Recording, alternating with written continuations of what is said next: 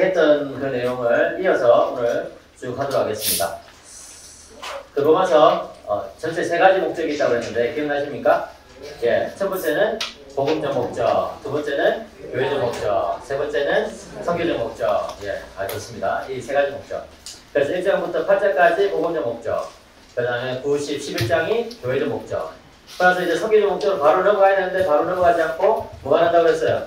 이 복음적 목적의 적용이 12, 13장에 나오고 또 14장, 15장에 교회적 목적의 적용이 나온 다음에 15장 끝부분에 비로소 선교적 목적 이야기를 하고 16장 끝인사하고 마친다 이렇게 이야기했죠. 그죠? 예, 그래서 여러분들이 이 성경을 연구할 때에 숲을 먼저 쫙 전체적으로 관망하신 다음에 그 다음에 이제 문맥에 따라서 나무를 한 그루 한 그루 쭉 살펴보시면은 성경을 이해하는 데 굉장히 도움이 됩니다. 그래서 숲, 나무, 문맥 이 3단어를 여러분들 성경을 연구하실 때에 항상 또 기억하시기 바랍니다. 어떤 성경이든지 마찬가지예요. 그래서 숲을 먼저 살펴보고 문맥에 따라서 나무 한 그루 한 그루를 살펴보라. 자, 그러면은 로마서 1장부터 3장까지 제가 지난번에 했는데 조금 기억나시죠? 예. 그래서 1장 전반부에는 첫인사와 감사가 나오고 1장 후반부부터 본론의 첫 부분이 나온다 그랬죠. 그죠? 그래서 1장 후반부, 2장 전반부, 2장 후반부 이렇게 쭉 이제 사도 바울이 이야기하는 내용이 뭡니까? 인간은 죄인이라는 거예요. 인간은 죄인이다. 그래서 1장 후반부에 모든 이방인들은 죄인이다. 왜? 우상숭배에 빠졌고 또 성적으로 타락했고 불의와 무자비에 빠져있기 때문에 그런 것이다. 그죠? 그 다음에 2장 전반부에서 모든 도덕주의자들도 죄인이다. 여기서 말하는 도덕주의자들은 이방인들의 그런 엘리트들, 도덕 철학자들. 네, 그 당시에 여러 도덕 철학자들이 많았거든요. 좀 더 멀리 가면은 아리스토텔레스라든지 좀 더 바울 동시대로 가면은 세네카라든지 이런 도덕 철학자들이 많았단 말이에요. 그런 사람들조차도 죄인이라는 거예요. 그리고 또 그 도덕주의자 안에는 유대인들도 포함되어 있어요. 예, 기본적으로 유대인들은 이 윤리 도덕인 것들을 굉장히 강조를 했기 때문에. 근데 그 사람들도 죄인이다. 왜? 왜냐면은 말은 굉장히 뻔질하게 잘하는데 행동은 받쳐주지 않기 때문에 그런 것이다. 하나님의 심판은 행위에 따라서 이루어진다고 그랬죠. 그죠? 예. 이것이 조금 자칫 잘못 이해되면은, 로마 카톨릭처럼 마치 우리가 쌓아놓은 공로에 근거해서 심판이 이루어진 것처럼 착각할 수 있어요. 그건 아니에요. 그건 아니에요. 뭐예요? 행위에 따라서 이루어진다는 것은 하나님께서 율법에 따라서 우리를 심판하신다는 거예요. 그게 기본이에요. 근데 우리는 그 율법을 다 지킬 수 있어요? 없어요? 없거든요. 그렇기 때문에 우리는 누구의 그 공로에 의지하는 거예요? 예수 그리스도의 공로에 믿음으로 의지하는 거예요. 그죠? 근데 그게 믿음으로 의지해야 한다는 구체적인 징표, 표시, 결과, 열매 그것이 뭐라는 거예요? 행위라는 거예요. 그 신앙의 행위. 그것은 나중에 이제 제가 8장에 가서 다루는데 그리스도의 법을 따라서 살아가는 그런 삶인 것이죠. 그러니까 똑같이 율법이긴 한데 이제 그리스도 안에서 새로워진 율법을 새로워진 원리인 성령에 따라서 지키게 되는 것이죠. 그러니까 그리스도인들은 절대로 율법을 무시하지 않아요. 그리스도인들이 율법을 무시하게 되면 무율법주의자가 되고 자동 구원론자가 되고 방종주의자가 돼. 그러니까 나는 아무렇게나 살아도 어차피 천국 간다. 예. 그게 사실은 한국 교회의 굉장히 큰 병폐였죠. 그게 아니에요. 성경은 절대 그렇게 가르치지 않아요. 믿으면 반드시 그에 따라서 열매가 맺혀지게 돼 있다는 것이 성경의 가르침인데 바로 그런 측면에서 봤을 때 로마서 2장 전반부에 나오는 도덕주의자들은 말은 잘하지만 행위에 열매가 없는 거죠. 그죠? 예. 그러니까 결국에는 정죄받는 거예요. 그 다음에 로마서 2장 후반부에 모든 유대인들도 죄인이다. 왜? 그들은 율법을 가졌지만 지키지 않으니까. 종교생활을 하지만 신앙생활은 하지 않으니까. 그럼 여러분 종교생활과 신앙생활의 차이는 뭐예요? 무엇이 있다 없다? 마음이 있다 없다 또는 성령에 따라서 행하느냐 안 하느냐 그 차이인 거예요. 그러니까 여러분 이 3가지 부류의 사람을 우리가 보면서 그냥 그거는 다른 사람 이야기다 이렇게 생각할 수 없다고 제가 말씀드렸죠. 그죠? 그러니까 여러분 이 성경에 나오는 로마서 앞부분에 나오는 이 3 부류가 결국은 나의 모습을 다양한 모습으로 비춰주는 거울이 돼야 되는 거예요. 그래서 여러분들이 말씀 읽을 때마다 마음에 찔림이 있어야 돼. 그래서 제가 몇 년 전부터 종교개혁의 핵심 정신은 무엇인가 그래서 계속해서 연구하고 있는데 종교개혁의 핵심 정신을 딱 한마디로 말하면 회개예요. 회개. 예. 끊임없이 하나님 앞에서 나의 부족함을 돌아보고 회개하는 사람은 건전하게 신앙생활을 할 수 있어요. 그런데 그렇지 않고 자칫 잘못해가지고 자만심에 빠지거나 자기 만족에 빠지기 시작하면 그때부터 이제 문제가 생기는 것이죠. 예. 그걸 아셔야 돼요. 그렇게 하고 나서 3장 전반부에 모든 인간은 죄인이다 이렇게 해가지고 죄의 7가지 법칙에 대해서 쭉 설명을 했습니다. 그죠? 예. 그래서 첫째만 따면 보기 가중 무비파, 보편성, 기만성, 무익성, 보기 가속성, 중독성, 무익성, 비참성, 파멸성, 그죠? 보기 가중 무비파. 예. 그래서 이 죄의 7가지 속성을 우리가 이제 기억하는 것은 그런 죄의 원리에 빠지지 않기 위해서 그런 것이다. 그리고 나서 오늘 할 내용은 3장 21절부터 시작되는 내용인 거예요. 그런데 그 전에 한 가지 좀 더 다루고 싶은 것은 뭐냐면은 이 모든 사람이 죄인이라는 것을 사도 바울이 3장 앞부분에서 이야기하면서 디아트리베라는 것을 이야기합니다. 3장 1절부터 8절을 보시면은 이런 말이 나와요. 성경책 다 있으시죠? 예. 그런즉 유대인의 나음이 무엇이며 할례의 유익이 무엇이냐? 범사에 많으니 우선은 그들이 하나님의 말씀을 맡았음이니라. 그렇게 하면서 3절부터 질문이 나와요. 어떤 자들이 믿지 아니하였으면 어찌하겠느냐? 그 믿지 아니하면 하나님의 미부심을 피하겠느냐 하면서 막 그 질문이 나와요. 거기에 대해서 또 4절에 사도 바울이 답을 해요. 그럴 수 없다. 사람은 거짓되지만 하나님은 참되시다. 구약도 인정하고요. 그다음에 또 5절에 또 다른 질문이 나와요. 그런데 우리 불의가 하나님의 의를 드러나게 하면 무슨 말을 하겠느냐? 내가 사람의 말하는 대로 말한다면 진노를 내리시는 하나님이 불의한 거야 도대체? 그렇게 하니까 6절에 또 답을 해요. 결코 그렇지 아니하다. 그러면 하나님 만약에 불의하시면 어떻게 세상을 심판하시겠느냐? 그래서 또 7절에 또 다른 질문이 나와요. 나의 거짓말로 인해서 하나님의 참되심이 더 드러나고 그렇게 해가지고 하나님의 영광을 받게 되면 그건 내가 왜 죄인처럼 심판을 받느냐? 나로 인해서 하나님이 더 참되시다는 게 드러나 버렸는데 이렇게 하니 그다음에 8절에 또 다른 질문이 나와요. 그러면 선을 이루기 위해서 악을 행하면 차라리 낫지 않겠냐? 뭐 이러면서 막 이제 답을 해요. 그렇게 하면서 사도 바울이 그건 틀렸다. 그 사람들 우리에 대해서도 그렇게 오해하고 하는데 그건 그 사람들 잘못 이해하는 거다. 이러면서 또 답을 해요. 이게 뭐냐면은 문답식의 구조죠. 그죠? 이 문답식의 구조가 로마서에 여러 군데 들어가 있는데 이것을 조금 어려운 말로 디아트리베라고 불러요. 디아트리베. 예. 따라해 볼까요? 디아트리베. 예. 이 디아트리베란 것은 헬라어 단어로 논쟁이라는 뜻이에요. 논쟁. 그러니까 제가 그저께 말씀드린 것처럼 사도 바울은 1차, 2차, 3차 선교 여행을 거의 다 끝내고 나서 이 고린도에서 이 로마서를 썼다고 그랬거든요. 그렇게 사도 바울이 1차, 2차, 3차 선교 여행을 다니면서 주로 회당에 가가지고 복음을 먼저 전하다가 또 이제 유대인들에게 쫓겨나면 다른 곳에서 복음을 전하고 이렇게 했잖아요. 그죠? 그러면서 이 사도 바울이 유대인들을 많이 만난 거예요. 그 사람들과 함께 이제 지내면서 복음을 논증하고 이제 복음을 전파하고 이렇게 하면서 유대인들의 질문을 굉장히 많이 받게 된 것이죠. 그런 유대인들의 질문을 사도 바울이 딱 정리를 해가지고 로마서 곳곳에 심어놓은 것이 바로 디아트리베다. 그래서 디아트리베는요, 이 유대인을 가상적으로 머릿속에 딱 떠올려가지고 그 사람과 사도 바울이 지금 1대1로 막 대화하는 형식으로 적어놓은 것이죠. 왜 그럴까요? 자기가 이게 전하는 이 복음이 유대인도 설득하기 위해서 그런 것이죠. 예. 그러니까 이 로마서는 굉장히 이 뭡니까 변증적인 그런 책이에요. 그러니까 복음을 이방인들에게 전할 뿐만 아니라 근데 유대인에게서도 이 복음이 맞다는 것을 이제 알려주기 위해서 그렇게 변증적인 구조를 집어넣었다는 것이죠. 그런 것을 우리는 디아트리베라고 하는데. 그런 측면에서 우리는 로마서를 읽을 때에 한 가지 이해해야 될 것은 뭐냐면 유대인이라면 도대체 이 사도 바울의 이 말에 이 가르침에 어떻게 반응할까 이걸 늘 한번 생각해 봐야 되는 거예요. 여러분 1장부터 지금 이제 3장 앞부분까지 사도 바울이 계속해서 이야기하고 있는 것이 뭡니까? 모든 인간은 죄인이라는 거예요. 그죠? 그러니까 유대인들이 뿔이 났어요. 아니 내가 이방인이 죄인이라는 것은 인정하겠는데 우리 유대인마저 죄인이라고 하는 것은 나 용납을 못하겠다. 그 인정 못하겠다. 이렇게 하니까 3장 전반부에 유대인과의 가상 대화를 통해 가지고 이게 왜 이게 죄인이 되는지에 대해서 논쟁을 하는 것이죠. 사도 바울의 결론은 뭐냐면은 유대인들은 죄인이란 거예요. 너희들도 다 죄인이다. 예, 너희들도 다 죄인이다. 그런데 그렇게 죄인을 뭡니까? 유대인들이 그렇게 죄인으로 다 정죄받고 난 다음에 하나님은 이제 하나님 편에서 의를 주신다. 하나님 편에서 구원을 주신다. 이것을 이야기하는데 그런 부분에 대해서 미리 유대인과 대화를 집어넣어 가지고 좀 설명을 하는 겁니다. 그런데 유대인의 이 디아트립의 이 논쟁 구조의 핵심이 뭐냐면은 도대체 그런 게 어딨냐는 거예요. 여러분 저를 보세요. 유대인들에게서 구원이라는 것은 어떻게 주어지는 거예요? 율법을 행함으로써 주어지는 거예요.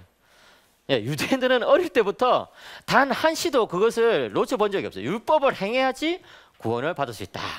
율법을 행해야지 메시아가 오신다. 그 율법을 행해야지 메시아의 백성이 될 수 있다. 이건 유대인들의 철통 같은 공식이란 말이에요. 근데 사도 바울이 다른 이야기라는 말이에요. 너희들은 다 죄인이고 율법을 제대로 행하지도 못해. 그런데 사실 하나님께서 다른 구원의 길을 주셔. 이런 이야기를 한단 말이에요. 그러니까 유대인들은 그게 납득이 안 되는 거예요. 그러면서 야, 네가 말한 것처럼 내가 죄가 오히려 드러나가지고 하나님께서 다른 구원의 길을 주시고 그래가지고 하나님의 영광 받아서 이러면은 누가 제대로 살려고 하겠느냐. 그래서 오히려 여기 나오는 것처럼 나의 거짓말로 인해 가지고 하나님의 참되심이 더 풍성하게 진다면은 7절에 왜 또 나를 정죄하시냐. 뭐 이런 이상한 궤변을 노려놓는 거예요. 여러분 한번 생각해 보세요. 사도 바울이 도대체 어떤 복음을 전했길래 유대인들이 오히려 그러면 하나님의 영광을 드러내기 위해서 더 죄를 많이 짓자. 말 이런 헛소리까지 짓거리게 됐을까요? 만약에 사도 바울이 유대인이 일반적으로 가르치는 것처럼 율법을 좀 지키고 이렇게 해야지 착하게 살고 이렇게 해야지 그게 근거에서 구원을 받을 수 있습니다. 이렇게 가르쳤다고 한다면은 절대로 사도 바울의 말을 이렇게 오해하지 않겠죠. 예. 차라리 죄를 더 많이 짓자 이렇게 오해하지 않겠죠. 왜? 죄를 지면 안 되니까. 그런데 사도 바울은 굉장히 오해를 일으킬 만큼 여러분들이 죄인이고 여러분들이 죄가 아무리 많더라도 하나님은 은혜로 구원해 주십니다라는 강력한 은혜의 복음을 전파했던 거예요. 무슨 말 아시겠죠? 그러니까 유대인 중에 어떤 사람들은 오해해가지고 야 그러면은 오히려 더 죄를 많이 지어가지고 나 같은 죄인을 용서해 주시는 하나님이 영광을 받으시도록 하자. 뭐 이런 그런 말도 안 되는 오해까지도 나오게 됐다는 것이죠. 조금 이해되십니까?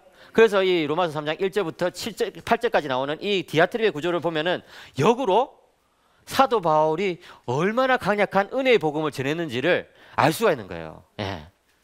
그래서 제가 그저께도 그 뭐 세간점 학파 이런 이야기를 조금 했죠. 예, 세간점 학파는 뭐 제임스 던이나 톰 라이트나 또는 뭐 몇몇 어떤 이제 미국이나 영국의 학자들을 통해 가지고 새롭게 이제 바울 연구가 이루어진 그런 새로운 해석을 세간점 학파라 불러요. 새로 이전 관점과 다른 세간점을 자기들이 제시하겠다는 건데 그 중에 또 굉장히 유용한 관점들도 있어요. 제가 나중에 설명하겠지만 뭐 이 칭의론 안에는 하나님과의 회복뿐만 아니라 성도들 사이의 회복도 들어있다든지 이런 거는 굉장히 좋은 그런 관찰이에요. 그 맞아요.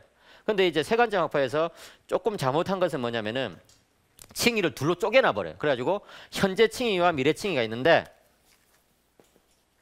현재 칭의는 무엇을 통해서 받느냐면은 믿음을 통해서 받지만 미래 칭의는 뭐예요? 최종적인 하나님 심판 때에서 받는 거예요. 그럼 그때까지의 삶에 근거해 가지고 그때까지 삶에 근거해서 결정을 한다는 거예요. 그러니까 현재 칭의를 받아도 미래 칭의에서 탈락될 수가 있다 이런 거거든요. 그런데 여러분 만약에 사도 바울이 이런 식의 그런 이중적인 칭의론을 가르쳤다고 그런다면은 제가 생각했을 때는 로마서 3장 1절부터 8절에 나오는 이런 유대인들의 오해는 나올 수가 없어요. 예. 나올 수가 없어요. 근데 사도 바울이 이런 칭의론이 아니라 단지 그냥 단회적인 딱 한 번 있는 단회적인 칭의를 오직 믿음으로 받는다고 오직 믿음으로 받는다고 이게 딱 가르쳤을 때 이 유대인들 편에서는 당장에 그런 오해가 생길 수 있는 거예요. 야 그러면은 니처럼 그렇게 말하면은 누가 착하게 살려고 그러겠느냐. 니처럼 그렇게 가르치면은 오히려 사람들이 죄를 더 지어가지고 하나님께 영광 돌리자 이런 소리도 하지 않겠느냐. 막 이렇게 이제 하는 것이죠. 그래서 사도 바울은 그런 것들을 오해를 풀어준다. 예, 그것에 대해서 조금 설명했습니다. 근데 이제 그 정도 일단은 이해하고 이런 것들은 나중에 다시 나오기 때문에 6장, 7장, 8장에 다시 나오기 때문에 다시 설명하기로 하고 이제 로마서 개장의 핵심이에요. 3장 21절부터 핵심이에요. 한번 읽어보겠습니다. 로마서 3장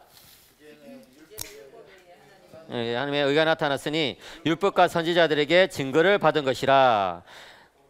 제가 읽겠습니다. 곧 예수 그리스도를 믿음으로 말미암아 모든 믿는 자에게 미치는 하나님의 의니 차별이 없느니라. 여기 21절에 하나님의 의 동그라미 치세요. 21절에 하나님의 한 의, 22절에도 하나님의 의 동그라미 치세요. 네. 그러고 나서 23절, 4절, 5절을 제가 읽겠습니다. 모든 사람이 죄를 범하였음에 하나님의 영광이 이르지 못하더니 그리스도 예수 안에 있는 속량으로 말미암아 하나님의 은혜로 값없이 어렵다 하심을 얻은 자 되었느니라. 이 예수를 하나님이 그의 피로써 믿음으로 말미암는 화목제물로 세우셨으니 이는 하나님께서 길이 참으시는 중에 전에 지은 죄를 간과하심으로 자기의 의로우심을 나타내려 하심이니. 26절 곧 이때에 자기의 의로우심을 나타내사 자기도 의로우시며 또한 예수 믿는 자를 의롭다 하려 하심이라. 아멘. 예. 여기서 이제 굉장히 중요한 내용이 나와요. 3장 21절 앞에 나오는 이대로 한번 다시 읽겠습니다. 시작. 그러나 이제는 율법 외에 하나님의 한 의가 나타났으니 율법과 선지자들에게 증거를 받은 것이라. 여기서 그러나 이제는이라는 이 말이 너무나 중요해요. 우리말에는 그러나라는 말이 좀 생략돼 있어요. 헬라어로 이 그러나라는 이 단어가 딱 한 글자에 대라는 그 헬라어로 그냥 아주 작은 그냥 한 단어예요. 그래서 그냥 우리말 번역에서 자주 생략이 되곤 하는데 사실은 여기서는 이 생략하면 안 돼요. 굉장히 중요한 단어이기 때문에. 그래서 그러나 이제는 이 3장 21절에 이 그러나 이제는이라는 이 말이 너무나 중요해 가지고 루터는 뭐라고 말했냐면은 이 그러나 이제는 이 두 단어가 로마서의 핵심이다 이렇게 이야기했어요. 그 다음에 마틴 로이드 존슨은 뭐라고 말했냐면은 그러나 이제는 이 말이 성경 전체에서 제일 중요한 두 단어다 이런 말을 했어요. 왜 그럴까요? 여러분 사도 바울이 지금까지 모든 사람을 제 아래 가두었잖아요. 한마디로 말해서 모든 사람을 대상으로 해가지고 공소장을 쓴 거예요. 그냥 무시무시한 그런 고발을 한 거라고요. 그러면 이제 출구가 없는 거거든요. 빠져나올 수가 없어요. 하나님의 진노로부터 도망칠 수가 없다고요. 만약에 로마서가 3장 20절에서 마쳤으면 우리 모든 인류는 그냥 비관주의자가 돼야 돼. 근데 3장 21절부터 이제 놀라운 말씀이 펼쳐지는 거예요. 그게 뭐냐면 그러나 이제는 이 말씀. 그러나 이제는. 여기서 그러나 이제는이라는 이 말은 뭐냐? 세 가지 의미가 있어요. 첫째는 글의 흐름상이에요. 논리적으로 내가 이때까지는 모든 인간 죄인이라는 어두운 이야기를 했는데 그러나 이제는 난 이제 밝은 이야기를 좀 하겠습니다 하는 거죠. 밝은 이야기를. 그래서 이제 복음이 막 펼쳐지기 시작해요.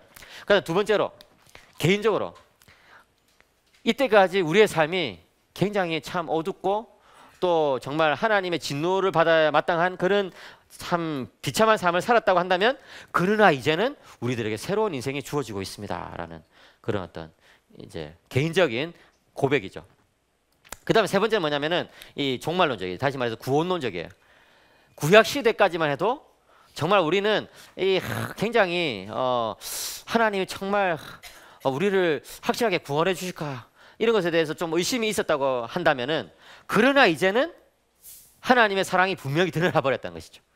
여기서 종말론이라는 것은 이제 예수님이 오신 그 새로운 시대를 종말의 시대라고 그러거든요. 여러분들 이제 다 아시다시피 예수님의 초림 때부터 재림 때까지를 종말이라고 부른단 말이에요. 성경에서는. 그래 이제 그러나 이제는 종말의 시대가 와서 하나님의 놀라운 은혜가 펼쳐지고 있다. 이것이 이제 그러나 이제는이라는 이 말에 담겨 있어요. 그러면 그러나 이제는 뭐가 주어졌다? 하나님의 한 의가 주어졌다. 제가 그저께 강의를 마쳐 나니까 어떤 목사님이 오셔가지고 하나님 의에 대해서 질문을 하시더라고요. 굉장히 중요한 질문이죠. 그러니까 제가 그저께는 진도상 그걸 다 설명 못했는데 이제 설명을 드리려고 해요. 여기서 말하는 하나님의 의는 뭘까요? 여기서 보통 유대인들은 계속해서 이제 유대인에 대해서 생각해야 돼요. 유대인들은 하나님의 의라고 하면은 뭘 생각하게 돼요? 율법을 생각하는 거예요. 그래서 율법을 주시는 하나님의 의, 우리에게 뭔가를 요구하시는 의, 그죠? 그리고 우리가 그것을 맞춰 드려야 되는 그런 의라고 생각한다는 거예요. 그런데 사도 바울은 그러나 이제는 하나님의 한 의, 우리가 정말 듣도 보도 못한 새로운 한 의가 나타났는데 그 의는 예수 그리스도를 통해서 주어지는 의라는 것이죠. 그 의는 어떤 특징이 있느냐? 첫째는 율법 외에 나타났어요. 그러니까 유대인이 생각하는 의하고 달라요. 유대인이 이런 이야기 들으면 이제 굉장히 열받겠죠, 그죠? 그래서 이제 아니나 다를까 로마서 3장 후반부에 가면은 또 유대인의 또 다른 질문이 나와요. 그러니까 계속 로마서에는요 유대인의 질문이 많이 들어 있어요. 그러고 나서 이어서 그 의는 율법과 선지자들의 증거를 받은 것이다. 여기서 좀 독특하지 않아요? 율법 외에 나타나는데 율법의 증거를 받았대. 뭐 무슨 너무 모순적이잖아요. 그런데 여기서 여러분들이 그 율법에 대해서 좀 이해를 할 필요가 있어요. 로마서에는요 율법이라는 것이 크게 세 가지 의미가 있어요. 첫째는 유대주의적 율법이에요.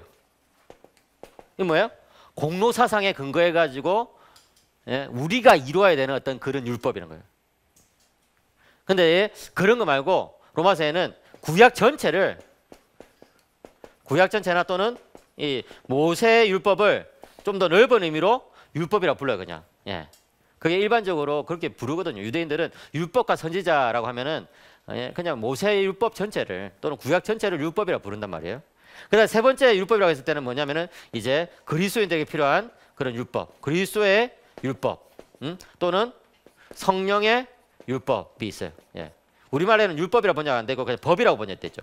그래서 그리스도의 법을 성취하라, 성령의 법을 따라 살라, 뭐 이런 식의 그런 이제 표현이 돼 있는데 어쨌든 이 세 가지 용법이 있어요. 율법이. 그러면 자 이제 질문. 여기서 율법 외에 나타났다는 것은 1, 2, 3번 중에 몇 번일까요? 율법 외에 나타났다. 예, 율법 외에 나타났다는 거죠. 그러니까 이것이 하나님의 의가 율법 외에 1번이죠, 1번. 그죠? 유대주의적인 율법 외에 나타나는 거예요. 예. 우리가 뭘 행해가지고 만족시켜드리는 그런 율법 외에 나타났다. 그런데 율법과 선지자들의 증거를 받았다 했을 때는 뭐예요? 1, 2, 3번, 2번인 거예요, 2번. 예. 그러니까 이 구약 성경의 한 부분인 그 율법의 증거를 받은 거다. 실제로 그렇거든요. 율법과 선지자, 다시 말해서 모세오경과 이 선지서 이런 것들을 보면 그 안에 예수 그리스도에 대한 약속들이 들어있잖아요. 여러분 율법 안에는 굉장히 독특하게 속죄에 대한 말씀들이 많이 나오죠. 레위기 같은 거 보면 제사에 대한 말씀들이 다 많이 나오잖아요. 그게 뭐예요? 한마디로 하면 예수 그리스도에 대한 예표예요. 예. 그러니까 율법 안에 이미 율법으로서는 이게 완전한 구원이 주어지지 않는다는 그런 어떤 한계가 벌써 이렇게 드러나고 있는 것이죠. 그런데 유대인들은 안타깝게도 그걸 놓치고 그냥 율법만 주구장창 붙잡아가지고 구원을 얻으려고 하는 그런 어떤 오류에 빠졌었다. 근데 사도 바울은 그것을 지적하면서 이제는 그런 잘못된 율법 외에 나타난 율법과 선지자들의 증거를 받은 그 의, 그것은 바로 예수 그리스도를 믿음으로 받는 의다. 좀 이해되십니까? 그러니까 여러분들이 로마서를 이해하면요, 이제 율법이란 것이 이런 게 있구나. 그래서 예를 들어서 여러분 조금 응용해 봅시다. 야고보서에서 믿음과 행위 이런 것이 이제 대조됐잖아요. 그 야고보 사도는 율법을 지켜야 된다 이렇게 이야기하거든요. 그때 말하는 그 율법은 1번일까요? 2번일까요? 3번일까요? 3번이 그리스도인이 지켜야 되는 그 율법을 말하는 거예요. 예. 그 행함을 말하는 거예요. 그런데 사도 바울이 우리는 행함이 아니라 믿음으로 구원받는다고 했을 때 그 행함이 아니다 했을 때 그 행함은 1번일까요? 2번일까요? 3번일까요? 1번이란 말이에요. 이제 좀 이해되시죠? 그러니까 굉장히 잘하시네. 예. 제가 마음이 굉장히 고무되고 있습니다. 여러분들이 너무 이해를 잘 하셔가지고. 그러니까 이게 성경에 나오는 이런 개념들을 딱 정리를 해놓으면은 그때그때마다 이게 좀 잘 설명할 수 있어요. 그러니까 여러분 우리 일상적인 용어도 그때그때마다 똑같은 표현이 다르게 이해되거든요. 예를 들어서 제가 부산에서 영도를 이렇게 쭉 올라가는데 내비게이션은 뭐라고 말하냐면은 3km 직진하세요 그런다고요. 근데 실제로 가보면 영도길이 꾸불꾸불 이렇게 하거든요. 근데 제가 그 직진하는 말을 고지고대로 직진하면 바다에 빠져 죽죠. 거기서 말하는 직진이라는 것은 뭐예요? 예, 길 따라서 가라 이 소리예요. 예? 우회전하거나 좌회전하지 말고 길 따라서 가라. 그런 것처럼 성경에도 율법이라는 단어가 나오지만 때로는 1번, 때로는 2번, 때로는 3번으로 사용된다는 거예요. 예, 그렇기 때문에 여러분들이 이 성경의 용례를 잘 아셔야 된다. 자, 그러면은 자 보겠습니다. 3장 24절부터 25절에는요. 예수 그리스도를 통해서 주어지는 하나님의 의를 세 가지로 설명해 주고 있어요. 첫째는 따라합니다. 속량. 둘째는 화목제물. 셋째는 그리스도의 피. 예, 이 세 가지 말로 설명을 해주고 있습니다. 예. 여러분, 예수님을 믿어서 얻는 의는 속량과 같다고 이야기하는 거예요. 속량이란 것은 뭐냐? 값을 주고 노예를 사는 것을 속량이라고 그래요. 그러니까 여러분 이 로마 사람들이 제일 잘했던 게 뭐냐면은 칼로 사람 찔러 죽이는 푹 찔러 죽이는 거예요. 그러니까 두 번째로 잘하는 것은 뭐냐면은 살아있는 사람들을 노예로 잡아와 가지고 그냥 뭐 노예를 부리면서 살아가는 것이죠. 그러니까 이 로마 제국 전역에 노예들이 그냥 즐비했어요. 그냥 어디 가나 노예 시장이 열리고요. 그러니까 사도 바울이 이런 어떤 표현을 쓴다고 해가지고 사도 바울이 노예 제도를 찬성하는 건 아닙니다. 예, 그걸 기억해야 돼요. 갈라디아서에 보면은 예수 그리스도 안에는 종이나 자유자나 차별이 없다고 말씀하잖아요. 그러니까 사도 바울이 지향하는 그 복음의 원칙은 노예 제도를 반대하는 거예요, 궁극적으로. 그렇지만 그 당시에 일반적으로 문화적으로 퍼져 있으니까 하나의 그림 언어로서 이제 예화로서 쓰는 거예요. 예, 그러니까 예수님의 의는 속량과 같다. 한번 생각해 보세요. 노예 시장이 열렸단 말이에요. 노예 시장이 열렸는데 한 가족이 잡혀왔어요. 그래서 아버지, 어머니, 그 다음에 오빠, 나 이렇게 한 가족이 있는데 이제 노예 시장이 열려가지고 좀 있으면 아버지는 저기 로마의 남부로 팔려가고 엄마는 또 저기 로마의 북부로 팔려가고 또 우리 오빠는 저기 또 그리스 쪽으로 팔려가고 뭐 나는 또 다른 도시로 팔려가고 이러면은 온 가족이 굉장히 비참해지겠죠. 근데 이제 본격적으로 노예 시장이 열리기 전에 한 신사가 와가지고 이제 노예 상인한테 물어보는 거예요. 여기 있는 노예들 다 얼마요? 그래서 큰 놈부터 제일 어린 놈까지 다 얼마입니다. 내가 다 사겠어. 오, 좋죠 뭐. 그래가지고 팔았어요. 근데 이 신사가 이 일가족을 데리고 가더니만 한적한 곳에서 말하는 거예요. 너희들은 가족이지? 예, 맞습니다. 나 너희들을 해방시켜 주겠다. 가족이니까 흩어지지 말고 행복하게 살아라. 이런. 이 사람들이 꿈꾸는 것 같겠죠, 그죠? 전쟁 포로로 잡혀가지고 이제 너무나 비참한 삶이 눈앞에 펼쳐질 그런 찰나에 한 좋은 신사가 그냥 선심을 쓰는 바람에 한 가족이 같이 살 수 있게 됐다는 거예요. 그게 뭐다? 속량이다. 예수님께서 우리들에게 주시는 구원이라는 것이 바로 그런 거예요. 예수 그리스도의 피값으로 죄에 노예된 우리들을 사가지고 일방적으로 그냥 해방시켜 주시는 거예요. 아무런 조건 없이. 이게 복음인 거죠. 그래서 두 번째로 뭐예요? 이것은 이 화목제물과 같다. 그래서 화목제물이라는 이 단어는 힐라스테리온이라는 헬라 단어를 씁니다. 여기서 이 말하는 힐라스테리온이라는 이 헬라 단어는요, 화목제물이라는 뜻도 있지만 시은좌라는 의미가 있어요. 두 가지 의미가 다 들어있는 그런 헬라 단어예요. 헬라 단어 안에는 가끔씩 그런 여러 의미가 들어있는 게 있거든요. 사실 우리말에도 뭐 다양하게 쓰이잖아요. 예를 들어서 뭐 밥이란 단어도 너 밥 먹었냐? 뭐 밥 먹었어. 야, 그게 내 밥이야 그냥. 그 뭐야? 내 마음대로 할 수 있는 그런 사람이야 이런 뜻이겠죠. 밥이란 단어도 문맥에 따라서 다르게 쓰이는 것처럼 힐라스테리온이라는 이 단어도 화목제물로 번역될 수도 있고 시은자라고 번역될 수 있어요. 화목제는 뭐예요? 하나님과 우리의 관계를 다시 화목시키기 위해서 드리는 제사를 화목제물, 화목제사라고 그러죠, 그렇죠? 그러니까 여러분 죄로 말미암아서 모든 인간은 하나님과 단절이 돼 있단 말이에요. 예. 그러니까 여러분 이 사도 바울의 눈에서 보자면은 아무리 삐까뻔쩍하게 멋지게 사는 사람도 안타까워요. 불쌍해요. 왜? 하나님과의 관계가 망가져 있거든요. 그러니까 이 관계가 회복되어야 되거든요. 근데 그 관계를 회복하는 것은 인간이 스스로 할 수 있는 일이 아니에요. 왜? 인간의 죄값이 너무 크고 하나님의 공의는 너무 높고 어미로우시기 때문에 인간이 그 화목제물을 위한 희생제사를 드릴 수가 없다는 거예요. 근데 그 희생제사를 누가 드리셨다는 거예요? 예수님이 자신의 몸으로 그 희생제사를 드려버리셨다. 예. 그 특별히 화목제물은 그 제사를 드리는 사람들이 함께 그 제물을 나눠 먹는 그런 독특한 특징이 있죠. 왜? 제물을 같이 먹으면서 교제를 이루니까. 그런 측면에서 보자면 예수님이 드리는 그 제사를 우리가 기억하면서 성찬식을 나누는 것이 굉장히 의미가 있는 거예요. 화목 제사를 나눈 것 같은 그런 어떤 하나됨을 경험하는 것이죠. 예, 성찬식을 참여하면서. 그런데 그런가 하면 힐라스테리온이라는 이 단어는 또 두 번째로 시은자라는 의미가 있다. 여러분 시은자는 뭐예요? 시은자는 한마디로 말해서 벗개 뚜껑을 말한 거예요. 그죠? 벗개 뚜껑. 여러분 그 이스라엘에는 그 벗개가 있잖아요. 아시죠? 벗개 안에 뭐가 들어있어요? 벗개 안에 돌판, 그 율법의 돌판, 그 다음에 아라론의 쌍난 지팡이, 그 다음에 만나가 든 항아리 그런 게 있죠, 그죠? 예, 이런 모든 것이 뭘 상징하냐면 구약의 경륜을 상징하는 거예요. 예. 근데 그 구약의 경륜 위에 시은자가 딱 덮여 있어요. 벗개 뚜껑이 덮여 있어요. 그리고 1년에 한 번씩 대제사장이 그 벗개 뚜껑 위에 피를 뿌린단 말이에요. 예. 그래서 그 피를 뿌림으로써 무엇을 상징합니까? 이 구약의 경륜을 뛰어넘는 하나의 은혜가 언젠가는 우리들에게 주어질 것이라는 것을 이제 상징적으로 보여주는 거예요. 예.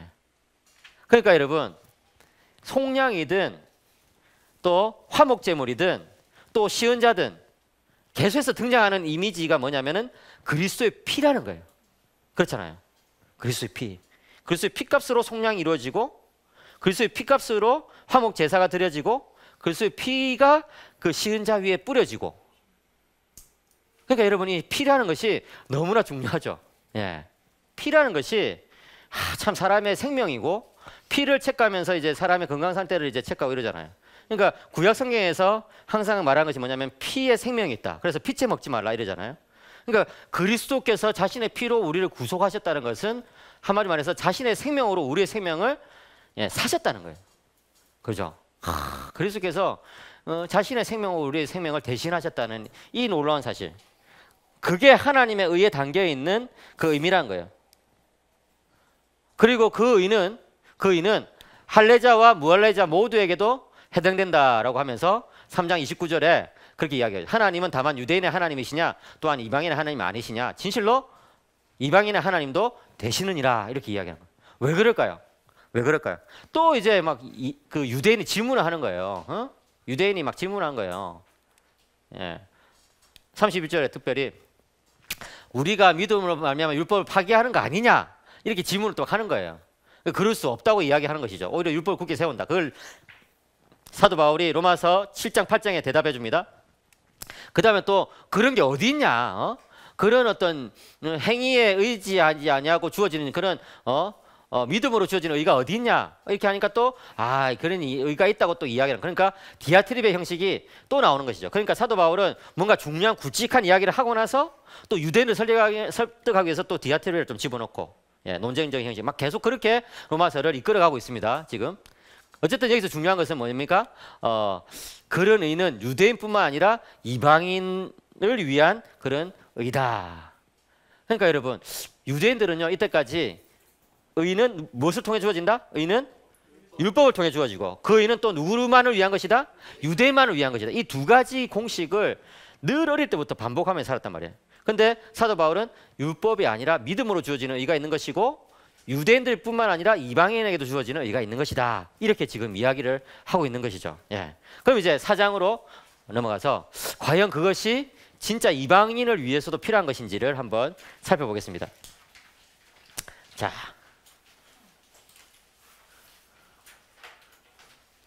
4장 한번 읽어볼까요? 4장 1절부터 8절까지 제가 한 절, 여러분 한 절, 마지막 8절은 같이 읽겠습니다. 그런즉 육신으로 우리 조상인 아브라함이 무엇을 얻었다 하리요?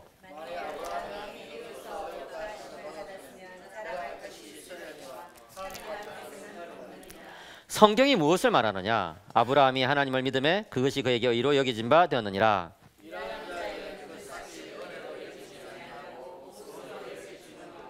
이를 아니할지라도 경건하지 아니한 자를 의롭다 하시는 이를 믿는 자에게는 그의 믿음을 의로 여기시나니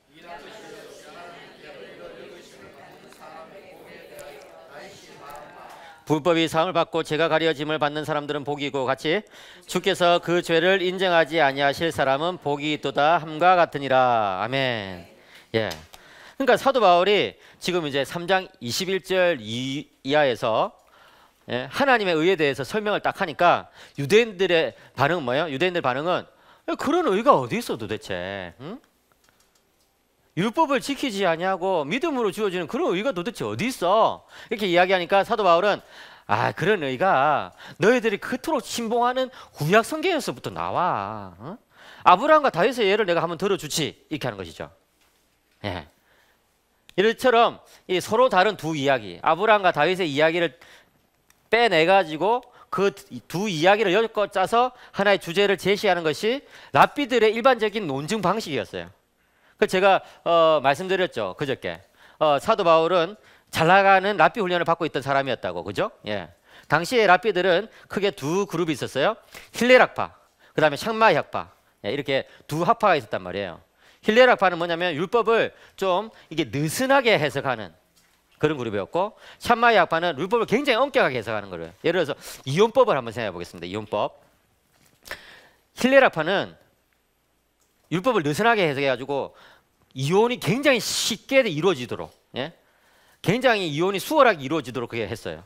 그래서 힐레락파가 제시한 그 이혼의 사유에는 마치 이런 게 있어.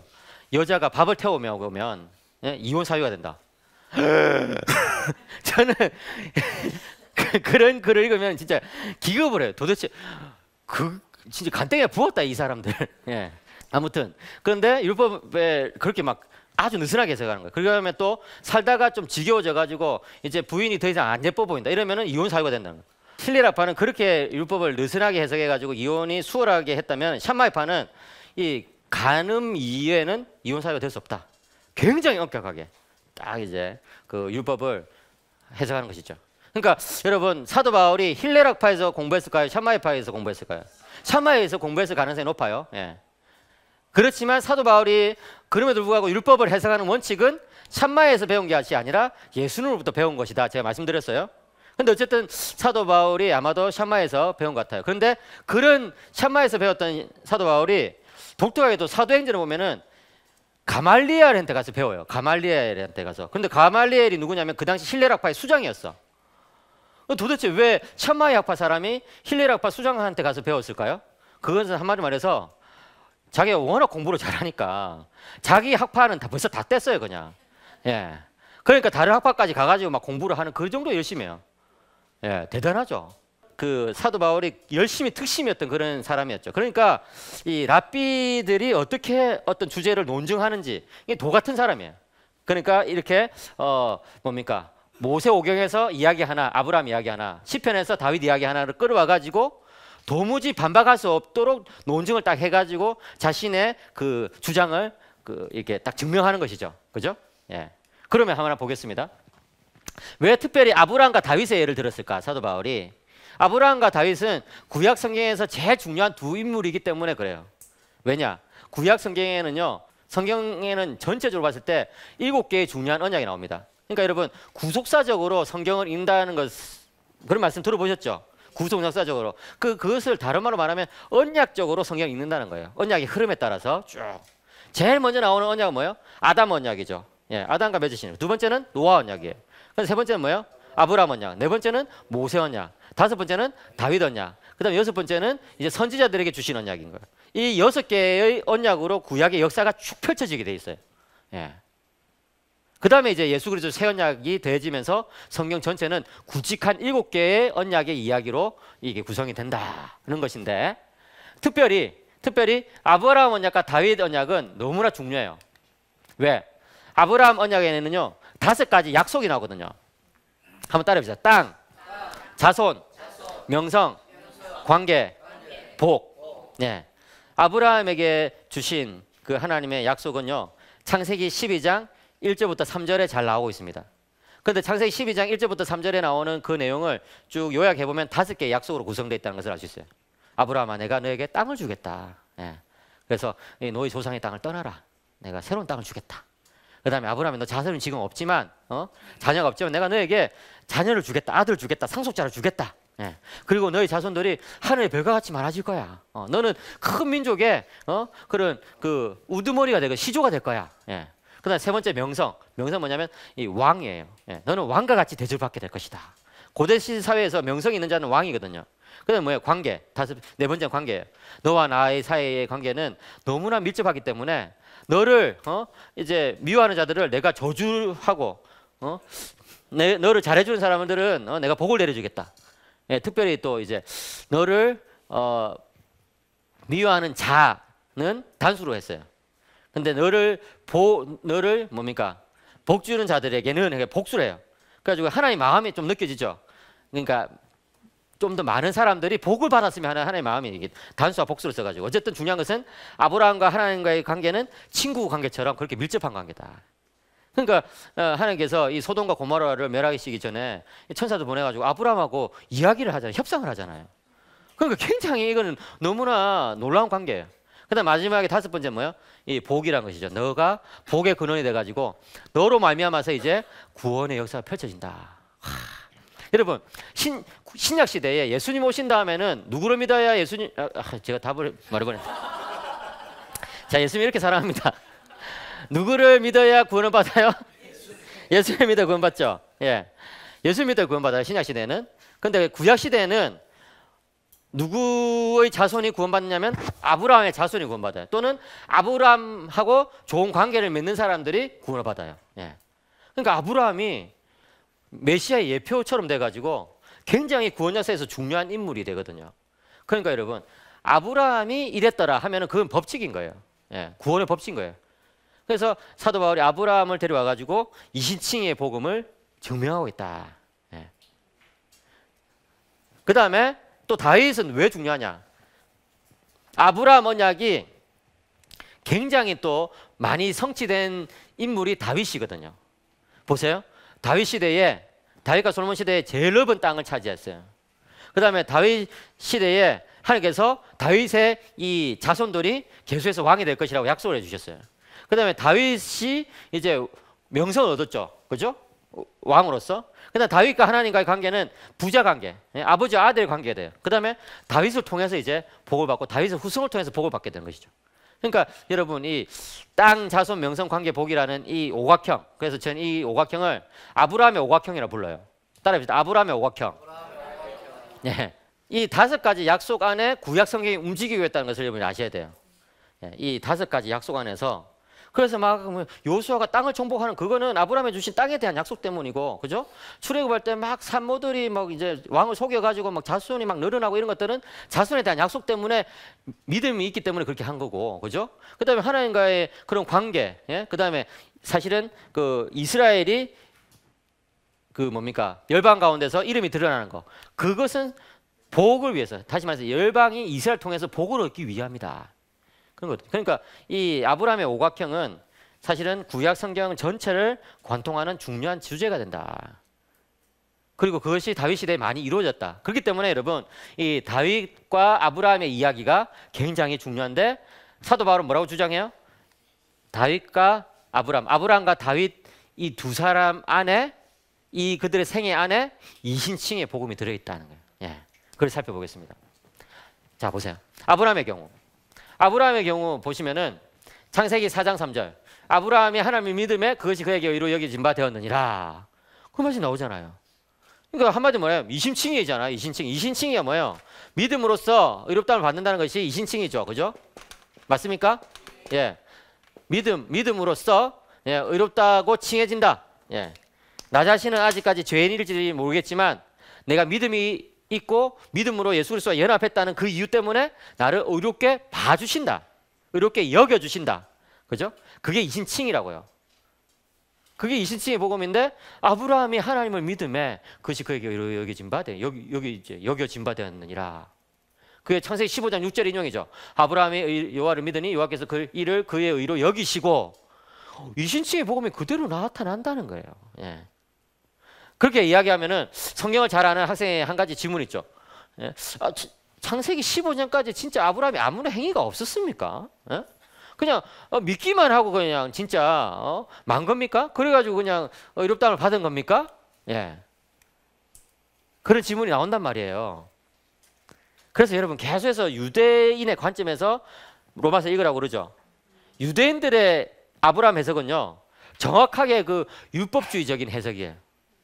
그 당시 유대 랍비들이 쓴 글을 보면요 아브라함은 하나님의 명령을 잘 지켰기 때문에 의롭다함을 받았다고 그렇게 적혀 있어요. 그냥 아예. 예. 그러니까 여러분 이게 굉장히 참 재밌는 게 뭐냐면은 어떤 관점을 가지고 있느냐에 따라서 똑같은 성경 구절도 다르게 해석하는 거예요.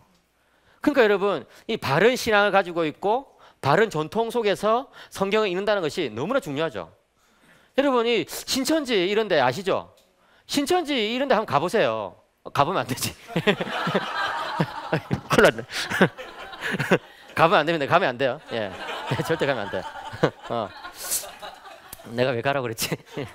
저는 신천지에 가지는 않았지만 신천지 정문까지는 가본 적이 있어요. 제가 한 번은 어디 교회에 김해에 있는 어떤 교회에 설교를 갔는데 너무 일찍 갔어. 그래가지고 관리 집사님이 오시기 전에 그냥 교회 도착해 있었던 거예요. 그래가지고 이제 문 열어주시는 분 오실 때까지 이제 이 동네에 뭐가 있나 이렇게 막 이제 돌아다니면서 구경하는데 신천지 성전이 거기 있더라고요. 무슨 야고보 성전인가. 부산에는 신천지가 잘 돼가지고 2개나 있거든요. 성전이 큰 게. 그래서 저는 신천지에 이제 들어가는 사람들은 뭐 머리에 뿔이 몇 개나 났나 이게 한번 보려고 옆에 서서 이제 딱 이거 봤죠. 와, 그랬더니요. 진짜 하나같이 옷을 말끔하게 입고, 예? 남자들은 넥타이 딱 다 하고 정장 입고 여자들은 딱 치마 입고 있잖아요. 예? 흰색 브라스에 까만 치마 이렇게 딱 입고 다 들어가더라고요.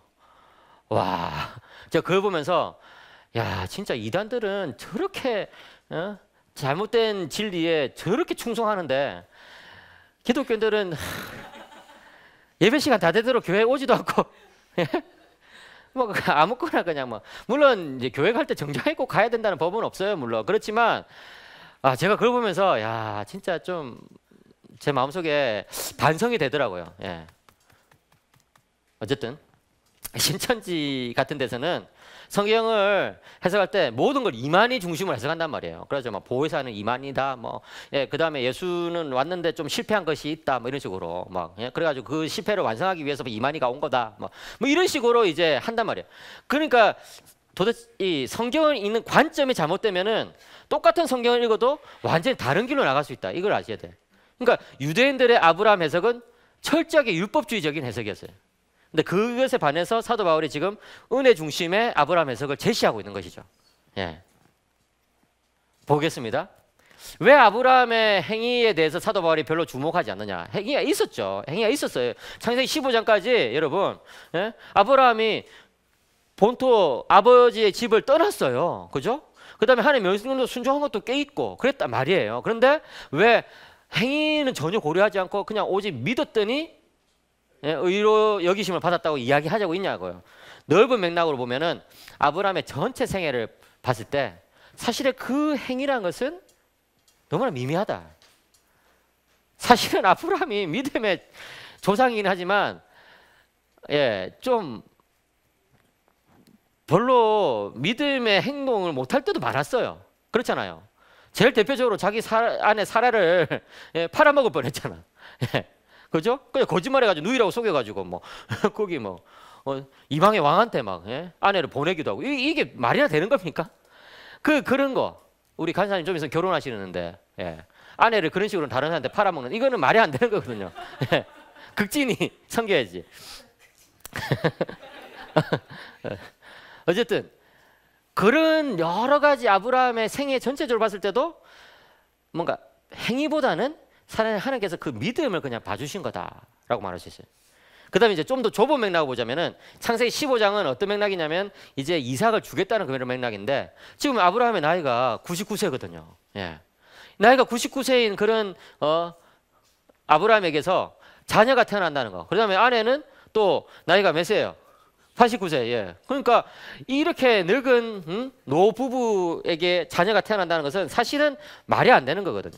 그 사람들의 어떤 그 인간적인 잘남에 따라 가지고 하나님의 약속을 받을 수 있는 그런 인물들이 아니에요. 제가 2년 전인가 어디 가가지고 이제 아브라함에 대해서 이제 뭐 이렇게 설교를 하고 이렇게 했는데 청년 중에 한 분이 질문을 하더라고요. 교수님, 왜 하나님께서 구약에 그 당시 고대 근동 지역에 고대 근동이라고 하면 이제 이 지중해 연안의 그 지역인데 하필이면 아브라함을 택했을까요? 하고 많은 사람들이 있을 텐데 아브라함을 믿음의 조상으로 택했을까요? 이런 질문을 하더라고요. 그래서 제가 뭐 잘 모르겠는데요.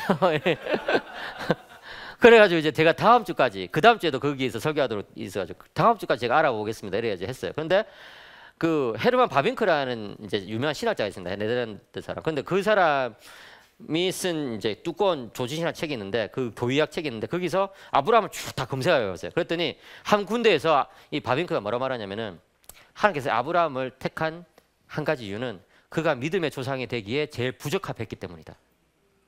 와, 예, 진짜 와, 진짜 너무 마음에 와닿더라고요. 그렇잖아요.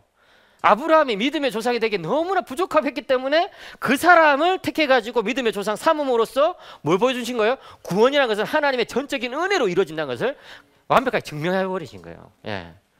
그게 하나님의 놀라운 구원 계획이에요, 여러분. 예. 그거를 보자는 거예요. 아브라함의 전체 생애를 보든 이상을 낳는 그 순간을 보든 아브라함은 한마디로 말해서 자격 미달이다. 예. 그 행위로 따지면은 아무런 볼품이 없는 사람이다.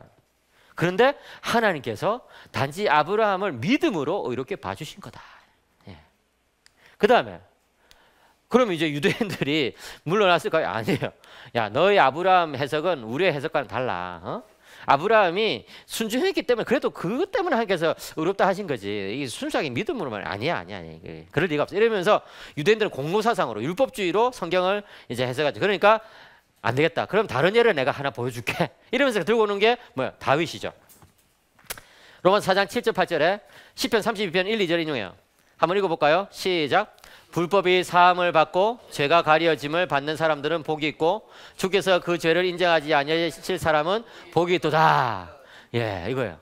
한마디 말해서 이 구절에서 나오는 것은 용서하시는 하나님에 대한 내용이에요. 여러분, 다윗이 참 굉장히 탁월한 사람이었어요. 그죠? 예, 다윗은 정말 그 시편을 읽어보면은 다윗의 시편은 너무나 깊어가지고 야 정말 이 사람은 저 높은 영적인 세계 위에서 살아가는 사람이다 이런 것들이 느껴지잖아요, 그죠? 그런데 그런 사람도 인생에 큰 실수를 했죠. 예, 뭐요? 예, 밧세바를 범하고 그런 심각한 죄, 10계명의 제일 중요한 2계명을 살인하지 말라, 간음하지 말라는 이 계명을 어겨버린 이 죄는 한마디 말해서 그냥 사형감이라고요. 예? 왕은 고사하고 그냥 사형감이에요. 그런데 하나님께서 그를 용서해 주셨어요. 그러니까 다윗이 그 용서를 경험하고 나서 시편 32편에서 뭐라고 고백합니까? 예? 불법이 사함을 받고 죄가 가려짐을 받는 사람들은 복이 있고 주께서 그 죄를 인정 안 해주시고 오히려 의롭다고 인정해 주실 사람들은 복이 있다. 내가 그걸 경험해 보니까 그 복만큼 더 큰 복이 없더라 하는 거예요. 여러분 그렇잖아요. 여러분 이 세상에 살아가면서 하나님께서 우리들에게 여러 복을 주시지만 제일 큰 복은 뭐냐면요, 우리 죄대로 안 해주시는 복이에요. 우리 죄값대로 처리 안 해주시는 복. 다시 말해서 예수님 때문에 우리를 의로운 자로 대해주시는 복이에요. 믿으십니까? 그거예요. 진짜 저는요, 이게 신학 강의도 하고 뭐 설교도 하고 이러지만 제가 제 자신을 알거든요.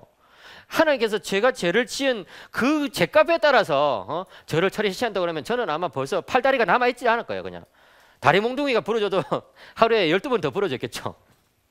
우리 신학과 학생들도 여기 앉아 있어가지고 그런데 예. 예. 여러분들의 스승인 제가 그런 사람입니다. 진짜 저는요, 정말 새벽 가서 기도하면은 회개 기도가 제일 할 게 많아요. 너무 이렇게 참 부족하게 살아서 되나 진짜. 한마디 말해서 용서하시는 하나님이에요. 행함 없이 율법과 관련 없이 그런 율법의 기준과 관련 없이 나를 의롭다고 해주시는 이 하나님의 그 사랑이 은혜가 구약에서부터 충분히 나타난다. 그러니까 여러분 사도 바울은 뭐라고 말합니까? 우리가 그렇게 중요하게 생각하는 그 의가 그저 선물로 주어진다는 그 사도 바울의 가르침을 이제 조금 다시 한번 생각해 보게 되는 것이죠. 그래? 그렇게 구약에서부터 있단 말이야? 이렇게. 그러고 나서 이제 다른 질문을 또 이렇게. 그럼 그런 의는 그럼 구약을 계속해서 믿어왔던 유대인들에게만 해당되는 거냐? 그러니까 사도 바울이 그게 아니고 이제 이대왕인들에게도 해당된다. 이러면서 또 증명을 해요. 사도 바울은 뭐 증명을 굉장히 좋아해요. 수학가도 아닌데 수학가 출신이 아니고 랍비가 출신인데도 증명을 굉장히 그래가지고 이제 아브라함이 그렇게 하나님의 의롭다 하심을 받은 것은 그가 무할레시에 된 게 아니냐. 그러니까 할례 받은 사람만을 위한 것이 아니다. 그게 굉장히 독특한 증명 방식인데 사실은 굉장히 파워풀한, 굉장히 능력 있는 증명 방식이에요. 그러면서 무할례자들도 받을 수 있다. 그래서 아브라함의 믿음을 가진 사람이라면 그 의는 다 받을 수 있다라고 이야기해요. 자, 그러면은 도대체 아브라함의 믿음 뭐냐? 자, 기재 한번 펴세요. 자, 이제 지금 오늘은 갈 길이 멀기 때문에 5장 앞부분까지 하고 좀 쉬겠습니다.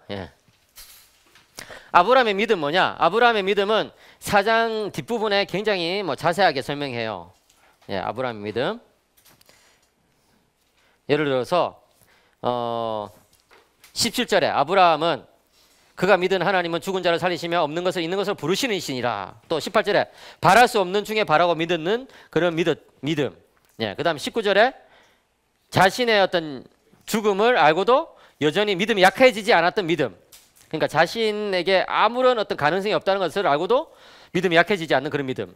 20절에 하나님의 약속을 의심하지 않는 그런 믿음. 견고해지는 믿음. 21절에 약속을 이루실 것을 믿는 믿음. 이런 여러 가지 믿음이 있어요.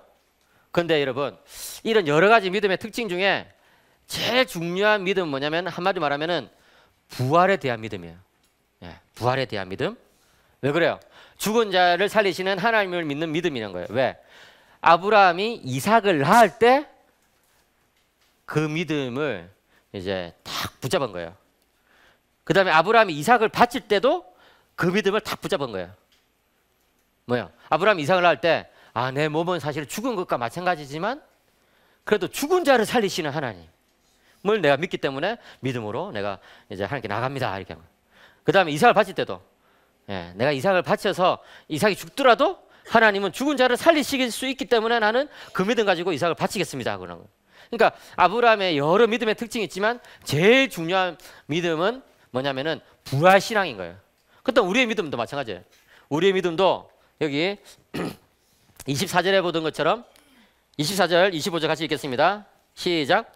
이로 여기심을 받을 우리도 위함이니 곧 예수 우리 주를 죽은 자 가운데서 살리신 이를 믿는 자니라. 예수는 우리가 범죄한 것 때문에 내줌이 되고 또한 우리를 의롭다 하시기 위하여 살아나셨느니라. 네. 한마디로 말해서 우리의 믿음은 부활신앙이에요. 그러니까 여러분 부활신앙이라는 것은 뭐냐면은 나 자신에게는 아무런 능력과 공로가 없음에도 불구하고 하나님의 주권과 능력으로 모든 것을 다 하실 수 있다는 것이 제일 잘 드러난 신앙이 부활신앙이에요. 여러분 인간이 이겨낼 수 없는 단 한 가지가 있다면은 죽음이에요. 죽음을 이길 사람이 누가 있습니까? 그죠? 근데 그 죽음을 하나님께서는 얼마든지 이겨내신다. 그게 부활신앙의 핵심이거든요. 그러니까 여러분 우리가 하나님을 믿는다고 했을 때 어떤 믿음이냐? 그 믿음의 본질은 그 믿음은 바로 부활을 믿는 믿음이다. 예, 부활을 믿는 믿음. 그러면 여러분 제가 질문하겠습니다. 여러분들은 죽고 나서 부활하실 것을 믿으십니까? 예, 이 세상에 마지막 숨을 쉰 이후에 첫 번째 숨은 저 천국에서 쉴 것을 믿으십니까? 예, 그거예요. 그 부활신앙인데 근데 그 부활신앙이 경험돼야 된다는 거예요. 사도 바울이 말하는 것은 아브라함의 생애에서는 그게 경험이 되었다는 거예요. 언제? 이삭을 낳을 때, 이삭을 바칠 때. 우리도 마찬가지예요, 여러분. 우리가 막 부활신앙이 있다 이렇게 해놓고서는 사실은 정말 내가 어떻게 해볼 수 없는 그런 상황 속에서 하나님께 전적으로 의지하는 그런 경험이 없다고 그런다면은 그 부활신앙 가진 게 아니에요. 부활신앙이 있는 사람은요. 정말 나이가 어떻게 해볼 수 없는 그런 상황 속에서도 하나님은 하실 수 있다는 그 믿음으로 나가는 그 신앙이 부활신앙인 거죠. 예. 여러분 이 신앙을 경험해야 돼요. 살아가면서 진짜 그런 신앙을 늘 경험해야 돼요. 나는 할 수 없지만 하나님은 하실 수 있습니다. 예? 나는 연약하지만 하나님은 강하십니다. 나는 죄인이지만 하나님은 나를 의롭게 하시는 분이십니다. 이 신앙을 계속 이게 가지고 있어야 되는 거예요. 믿음의 조상들은 다른 게 아니에요. 그 신앙 안에서 살아갔던 거예요. 예. 루터가 남긴 유명한 말 중에 우리는 죄인이자 의인이다 이런 말이 있거든요. 나는 나 자신의 안에서는 죄인이지만 예수님 안에서는 의인이다 이런 표현이 있어요. 그걸 다른 말로 말하자면 나는 나 자신 안에서는 죽은 자지만 하나님 안에서는 산 자다 이 말이에요. 예. 그거거든요. 그래서 아브라함의 신앙을 가진 자만이 구원을 받는다고 했을 때 그 신앙의 본질은 부활신앙이다. 그 부활신앙의 핵심은 내가 철저하게 무능력하고 하나님의만이 전적인 주권 속에서 나의 삶을 이끌어 가실 수 있다는 것에 대한 신앙이다. 그러니까 여러분 신앙은 다 통하게 됐어요. 왜 겸손이 중요해요? 겸손이 바로 부활신앙이거든요. 예. 왜 자기 부인이 중요해요? 그게 부활신앙이거든요. 예. 그래서 살아가시면서 이 부활신앙을 계속해서 묵상하시기 바랍니다. 그럼 이제 그렇게 구원받은 사람은 어떤 복을 누리느냐? 이제 로마서 5장 1절부터 4절까지 읽겠습니다. 그러므로 우리가 믿음으로 이롭다 하심을 받았으니 우리 주 예수 그리스도로 말미암아 하나님과 화평을 누리자. 또한 그로 말미암아 우리가 믿음으로 서 있는 이 은혜에 들어감을 얻었으며 하나님의 영광을 바라고 즐거워하느니라. 다만 이뿐 아니라 우리가 환난 중에도 즐거워하나니 이는 환난은 인내를, 인내는 연단을 소망을 이루는 줄 알미로다. 예. 자, 이제 여러분 이 로마서 4장까지 사도 바울이 쭉 설명했어요. 인간은 다 죄인인데 그러나 이제는 하나님의 의가 나타났다. 그래서 그 하나님의 의는 예수를 통해서 주어지는 의인데 뭐예요? 그 의는 속량이고 화목제물이고 쉬운 자고 그리스도의 피로 말미암아서 주어진 의다. 야, 여러분 진짜 오늘 밤에 기도하시거든. 그리스도의 피를 계속해서 부르짖기 바랍니다. 그리스도의 피의 능력을 체험하게 하시옵소서. 여러분 예수님의 피는요 2000년 전 저 팔레스타인 땅에서 흘려졌을 뿐만 아니라 예수님의 피의 능력은 지금도 우리 안에 흐르고 있는 거예요. 그걸 믿어요. 진짜 사역자가요 사역자답게 살기 위해서는 예수 그리스도의 피의 능력을 경험해야 돼. 예, 그 보혈의 능력, 그 보혈의 능력이 가는 곳마다 생명의 역사가 일어나거든요. 여러분들 집에서, 가정에서, 직장에서 그 보혈의 능력을 계속해서 흘려주는 사람이 되시기를 축복합니다. 그거예요. 그러고 나서 이제 그런 예수님의 그 구원이 이방인에게도 허락되었다는 것을 보여주기 위해서 로마서 4장에서 아브라함과 다윗의 예를 들어가지고 이신칭의 복음을 구약에서부터 증명해내죠, 그죠?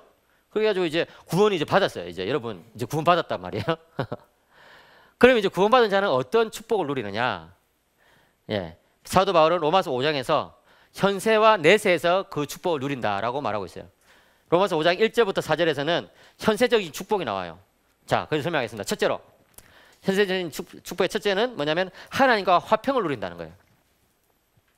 여기서 여러분 하나님과 화평을 누린다는 것은 이제 하나님과의 관계가 새로워졌다는 것이죠. 신자가 되었다는 거예요. 인생에서 제일 중요한 것은 하나님과의 관계의 회복이에요. 예. 하나님과의 관계가 회복되지 않으면요 인간은 과거가 주는 그런 괴로움, 현재가 주는 외로움, 미래가 주는 두려움에 갇혀서 살아갈 수밖에 없다고요. 그런데 하나님과의 관계가 회복되면요 과거의 괴로움이 더 이상 괴롭지 않아요. 내가 옛날에 실패했어도 하나님과의 관계가 회복됐기 때문에 이제 다시 시작할 수 있거든요. 더 이상 외롭지가 않아요. 왜? 하나님이 동행하시니까. 더 이상 미래가 두렵지가 않아요. 왜? 하나님께서 나를 지켜주시니까. 예. 그게 하나님과의 화평이죠. 그럼 하나님과의 화평을 우리는 누리고 있다고 로마서 5장 1절에서 말하고 있어요. 그래서 이제 두 번째로 은혜에 들어감을 얻었다라고 이야기하고 있어요. 여러분 이 은혜에 들어감을 얻었다 이거는 뭐냐면은 이제 구원을 얻었다 이 소리가 아니에요. 구원을 얻었다는 것은 5장 1절에 나왔거든요. 벌써 5장 2절에 이 은혜를 들어가면 얻었다는 것은 매일매일 은혜를 경험할 수 있다 이 소리예요.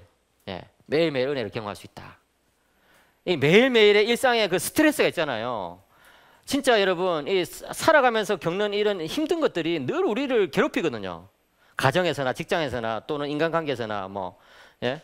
그런 거 시어머니와의 관계 속에서나 또는 며느리와의 관계 속에서나 뭐 있죠 그런 게 항상. 그런데 그런 것을 이제 은혜의 입장권을 쓰면서 은혜의 세계에 들어가는 거예요. 그러니까 1절에서는 하나님의 관계가 근원적으로 바뀐 거라고 한다면 2절에서는 그 하나님과의 관계가 바뀐 것을 누리는 거죠. 매일매일. 예. 어떻게? 기도를 통해서, 찬송을 통해서, 말씀 묵상을 통해서, 또 예배를 통해서, 성도와의 교제를 통해서 누리는 거예요. 그래서 이 은혜의 들어감을 이제 우리가 기억해야 돼요. 은혜 입장권을 계속해서 써야 돼요. 여러분 손에는 은혜 입장권이 수북히 지어져 있단 말이에요. 그런데 사도 바울은 그거보다 더 한 걸음 더 나가요. 그 뭐냐면 말도 안 되는 환란이 찾아온다는 거거든요. 고통이 찾아온다는 거예요. 이거는 일상적인 스트레스를 넘어선 굉장히 힘든 그런 어떤 환난의 상황이에요. 예. 근데 사도 바울은 뭐라 말하냐면 환난도 이겨낼 수 있다. 그게 신자들이 받는 현세적인 축복이라는 거예요. 예. 어떻게 환난을 즐거워할 수 있느냐? 여기 사도 바울이 우리는 환난 중에도 즐거워한다 이렇게 말하는데 그것을 좀 더 이제 그 헬라 어법에 맞게 해석하면 우리는 환난을 즐거워한다 이 소리예요. 그럼 어떻게 환난을 즐거워해요? 사람들이 고통 어떻게 즐거워해요? 환난을 선순환을 경험하기 때문에 그런 거죠. 여러분 환난의 악순환은 이거예요. 고통이 찾아오면요 불평해요. 이게 막 다 왜 이래? 왜 나한테만 이런 게 생겨? 그래서 원망해. 이게 다 우리 오빠 때문이야. 뭐. 그 다음에 이제 절망하죠. 뭐요? 나는 내 인생 이제 망가졌어. 이제 끝장이야. 내 인생 이제 더 이상 뭐 아무것도 못해. 난 글러 먹었어. 이게 이제 환란의 악순환이라고요. 근데 환란의 선순환 뭐예요? 한번 읽어보겠습니다. 시작. 환란은 인내를, 인내는 연단을, 연단은 소망을 이룬 줄 알미로다. 이거예요. 그러니까 환란이 오면요 참아요. 인내해요. 왜 인내할까요? 답은 한 가지뿐이에요. 이 환난도 주님 손에 있기 때문에 그런 거예요. 예. 하나님께서 이 모든 상황을 다스리고 있다는 믿음 때문에 환난이 왔을 때도 참아요. 하나님의 선하신 뜻이 있겠거니 하면서 참아요. 그런데 그렇게 인내를 하면은 이제 연단이 생겨요. 연단은 뭐냐면은 신앙적인 인격을 말하는 거예요. 예. 그러니까 여러분 교회 생활 하다 보면 굉장히 보기만 해도 막 은혜가 되는 그런 분들이 계시거든요. 막 와 저분은 진짜 얼굴에 그냥 은혜가 가득하네. 그분들 왜 그럴까요?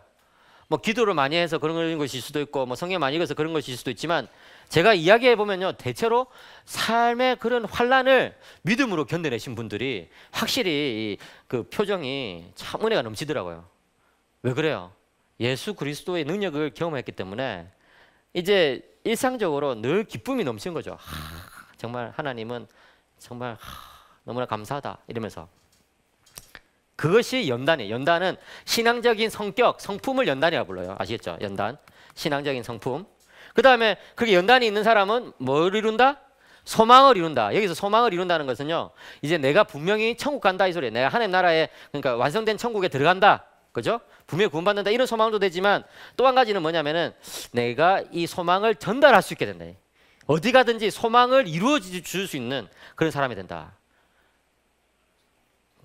그러니까 여러분 환란을 많이 겪은 사람이 찾아와가지고 위로하거나 격려하면요 굉장히 은혜가 되잖아요.